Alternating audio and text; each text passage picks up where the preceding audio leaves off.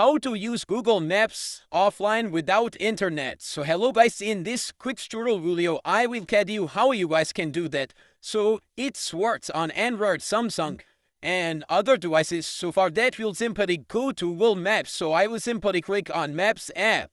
Once you click here, you guys can see on top right corner, small profile pic, so simply click on that. Once you click here, you guys will see your profile, your timeline, location sharing, offline maps. So simply click on offline maps.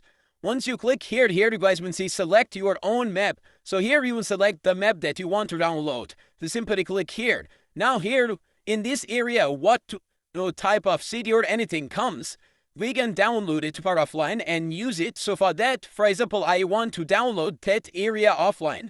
So I will select it. After that, you guys will see on downside download option. So simply click on download option. So once you click on download option, that area map will be downloaded. And after that, you guys can use it without internet.